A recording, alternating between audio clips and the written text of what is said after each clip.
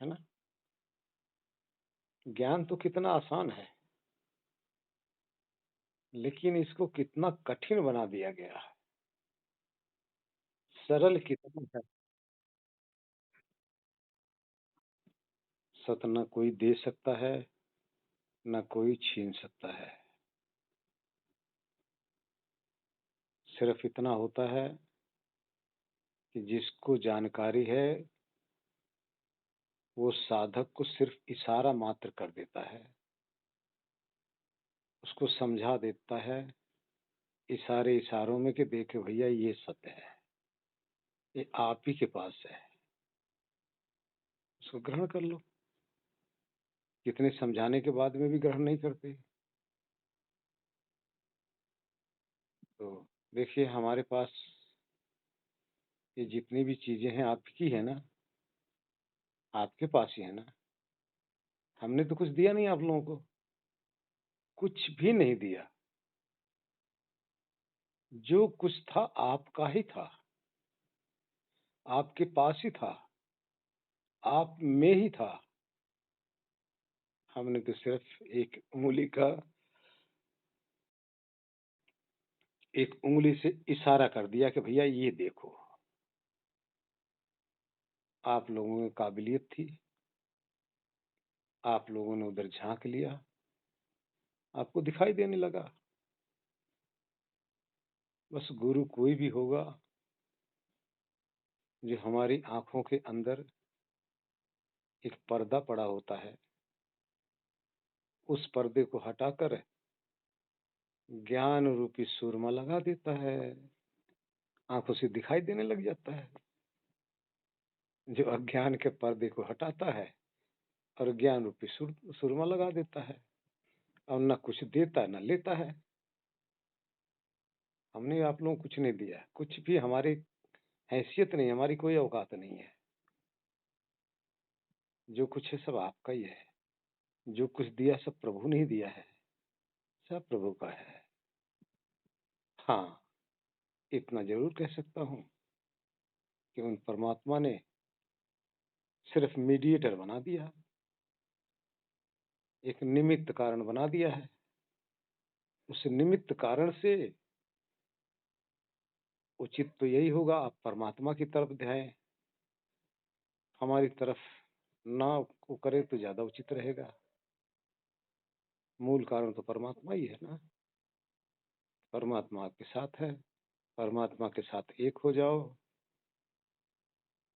यही हम कामना करते हैं। नारायण। म्यूट कर लो, सब कोई गुनगुनाएँगे, ठीक है? लेकिन एक-एक अर्थ को भी समझेंगे आप, कहाँ-कहाँ कहा जा रहा है, और फिर इसी अर्थ को बाद में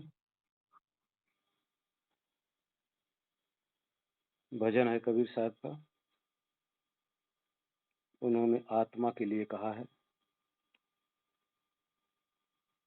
इसको विस्तार से बाद में समझाया जाएगा। वो कह रहे हैं,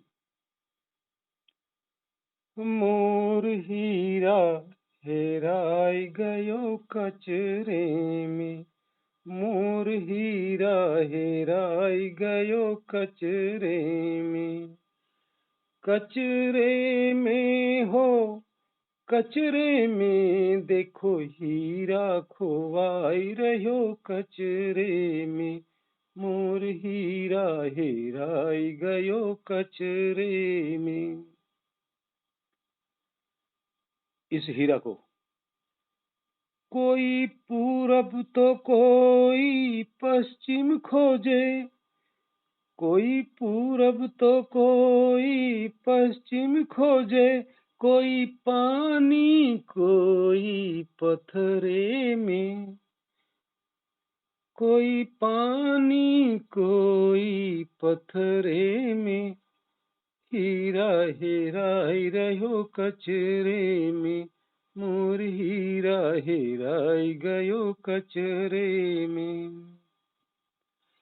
5-25 तीन के भीतर, 5 25 3 के भीतर लागी रहे बहु फिक्रे में, लागी रहे बहु फिक्रे में, हीरा हेराई रहो कचरे में, मोर हीरा खोवाई गयो कचरे में। सुर नर मुनि यति पीर औलिया, सुर नर मुनि यति पीर औलिया, उलझ रहे बहु नखरे में, उलझ रहे बहु नखरे में, हीरा हेराई गयो कचरे में, मोर हीरा खोआई रहो कचरे में। कहें कबीर परख जिन पाया, कहें कबीर परख जिन पाया, बांध लिया है वो अचरे में, बांध लिया है वो अचरे में, हीरा हेराई गयो कचरे में, मोर हीरा खोआई रहो कचरे में। कचरे में हो कचरे में, देखो हीरा हेराई गयो कचरे में, मोर हीरा खोआई रहो कचरे में। इसका अर्थ ये है, आत्मा एक हीरा है, कचरा सारा संसार है। सब रस रूप गंध स्पर्श, जब आप ध्यान में बैठते हो विचार करते हो, ये समस्त विचार कचरा है। जितना भी भौतिक तत्व आपको दिखाई दे रहा है सब कचरा है। जिस शरीरों को आप देख रहे हो दुर्गंध युक्त शरीरें हैं, ये सब कचरे हैं, गंदगी का ढेर है। इन्हीं गंदगी के अंदर आत्मा रूपी हीरा खोया हुआ है। वो अपने को खोज नहीं पा रहा है। कोई खोजता है इस हीरे को, कोई पूरब दिशा को भटकता रहता है, कोई पश्चिम दिशा को जा रहा है तीर्थ स्थान करने, तीर्थ व्रत में के चक्कर में पड़ा हुआ खोजने में। और तो और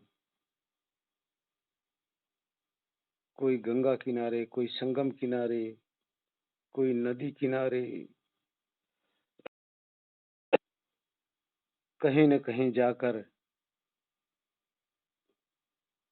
पानी के अंदर कोई जो पत्थर पूज रहा है देवी देवता के रूप में, इस संसार में लगे हैं अध्यात्म के नाम पे। नदियों के किनारे, पहाड़ों पे बैठकर, पत्थरों की मूर्तियों के आगे सब खोजने लग रहे हैं। इसी तरह से खोज में भटके हुए हैं। 5 25 3 के भीतर 5 भौतिक तत्व, सारे मिला के 25 तत्व हैं, सूक्ष्म और स्थूल। सारे मिला के उसके बाद में 3 आपके 17 स्तंभ, इनकी ही फिक्र में सारे पड़े हुए हैं। कौन? हीरे। जितनी भी सामग्री आप इकट्ठा कर रहे हो, 5 25 और 3 कई तो है, इन्हीं की फिक्र में कौन पड़ा हुआ है? हीरा पड़ा हुआ है। ये सब हीरे के लिए नहीं पड़े हैं, हीरा ही इनके चक्कर में गुम हो रहा है। सुर नर मुनि यति पीर औलिया। और तो और देखो, देवता लोग, मनुष्य भी जो अपने आप को मुनि, संत, यति, पीर औलिया ये जितने भी अपने आप को आध्यात्मिक भगवान अर्थात अध्यात्म में चलने वाले, ये भी खोज नहीं पा रहे हैं। अपने आप को बड़े ज्ञानी, बड़े समझदार समझ रहे हैं। उसी समझ के नखरे में उलझे पड़े हैं, लेकिन इस हीरे को समझ नहीं पा रहे। कहें करी कबीर परख जिन पाया, जिसने इस आत्मा रूपी हीरा को जब परख लिया, समझ लिया, अनुभव कर लिया, भली भांति जब जान लिया, तो बांध लिया वो अचरे में, अर्थात अपने विवेक के अंदर बिठाकर वो हीरा स्वयं तो है, समझ लिया। अब उसको ये समझ में आ रहा है कि सब जगह जो भागने वाला था, जहां जहां जा रहा था, कोई तीर्थ स्थल, कोई देवी स्थान, कोई मंदिरों में, कोई मस्जिदों में, कोई गुरुद्वारे में, ये जो जाने वाला था हीरा तो ये था, लेकिन जहां जहां जा रहा था वो सब कचरा ही था। हीरा अपने आप को समझ नहीं पा रहा था और कचरे में भागा फिर रहा था। लेकिन जब किसी गुरु ने इस हीरे को लखा दिया, तो अपने हृदय के अंदर बांध लिया, सत्य का अनुभव कर लिया, समस्त भाग दौड़ उसकी समाप्त हो गई। फिर इसी हीरा हीरे में ही मग्न होने लगा। हीरा हीरे से ही संतुष्ट हो गया। हीरा को अपना हीरा दिखाई देने लगा। अब हीरा हीरा देखने लगा। पहले हीरा कचरा देखता था और कचरे में ही अपने आप को ढूंढता था, जबकि उसको यही नहीं पता था कि मैं हीरा हूं, बाकी सब कचरा है।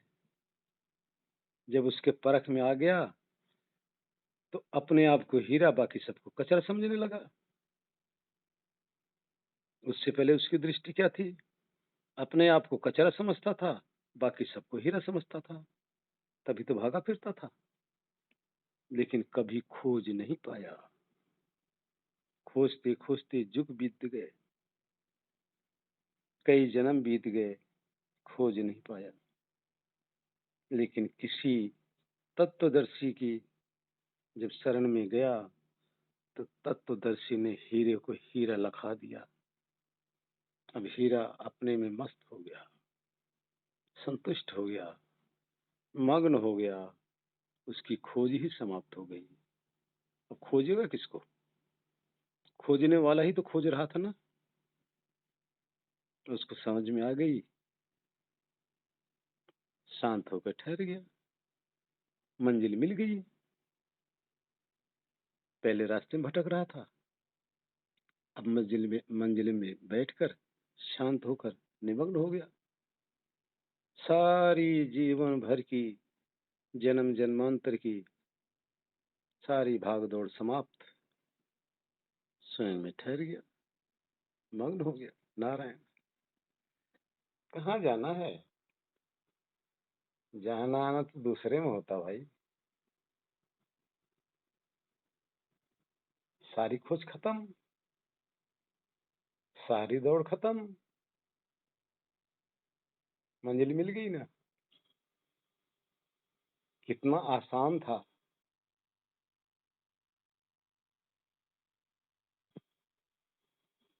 जब आप चल फिर रही हैं, तो आपको यूं महसूस होता रहे कि देह, मैं देह नहीं, सिर्फ अपना आत्म भाव, भावना में की फीलिंग होती रहे। देह का ज्ञान आपका ना रहे। देह में रहते हुए भी आप अपनी स्थिति को बिल्कुल हल्का फुल्का, चलते हुए आपको देह की फीलिंग ना हो, अपने आप को बिल्कुल हल्का महसूस करो, हवा की तरह से। तो ये विदेह की स्थिति है। और जीवन मुक्त, दूसरा जीवन मुक्त बोले हैं।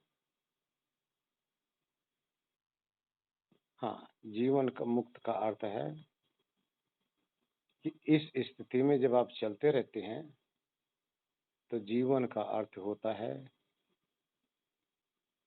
जो आप संसार के अंदर जो उलझे पड़े हैं, वो किसी भी प्रकार की उलझन की फीलिंग आपको ना हो। बिल्कुल मुक्त दशा अपनी महसूस करो। मुक्त का अर्थ है, मैं आप लोगों की एक पहचान बता देता हूँ। अपनी-अपनी पहचान सबको ही करना। आप लोग मुक्त हैं या बद्ध हैं। कहीं भी आप बैठे हों, यदि कोई भी चीज़ आपके मन में आकर सताती है कि अब समय हो गया, अब यहाँ जाना है, वहाँ इंतज़ार कर रहे होंगे या ये काम मेरा रुक रहा है, इसका अर्थ है कि अभी आप बँधे हैं। आप कहीं भी बैठे हों, अकेले में बैठे हों, किसी चीज़ का कोई गम ना हो, किसी चीज़ की कोई याद ना आए, किसी चीज़ की कोई प्लानिंग आपके सामने ना लगे, यानी कोई आपको उठाने वाला वहाँ से ना हो, तब समझ लो आप जीवन मुक्त हैं। जो हमें मान लो हम ध्यान में बैठते हैं, समाधि लगी हुई है, तो आपने देख लिया कि अब तो बज गए 7, अब 7 बज गए, तो अब आप वहाँ से क्यों उठना चाहेंगे? इसलिए कि चलो भी अब व्यापार पे चलें, मुझे दुकान पे जाना है, नौकरी पे जाना है, या बच्चों के लिए खाना बनाना है, या पति के लिए चाय पिलानी है, या हमें चाय की तलब लगी हुई है। ये जितनी भी चीज़ें आपको वहाँ से उठाने का कारण है, इस कारण को ढूँढिए। जिसके पास कोई कारण ना हो, वो जीवन मुक्त है। जिसके पास ये कारण है, वो अभी बँधा हुआ है। अपनी-अपनी पहचान सब कोई कर सकते हो। आप कहीं भी बैठे हैं, मस्त हो जाएँ। आपको यूँ लगे सृष्टि में हमारा कोई है ही नहीं, मैं अकेला हूँ, ना हमें किसी की ज़रूरत है और ना हमें किसी को ज़रूरत है। जब इस तरह से फीलिंग हो, उतनी समय आपकी जीवन मुक्त अवस्था है। उतने समय तक आप जीवन मुक्त थे। और विदेह का अर्थ देह में रहते हुए देह का ज्ञान समाप्त हो जाए। आप हल्का-फुल्का चलते रहो, आपको पता ही ना हो कि देह चल रही है कि मैं चल रहा हूँ। ये विदेह की स्थिति है। नारायण।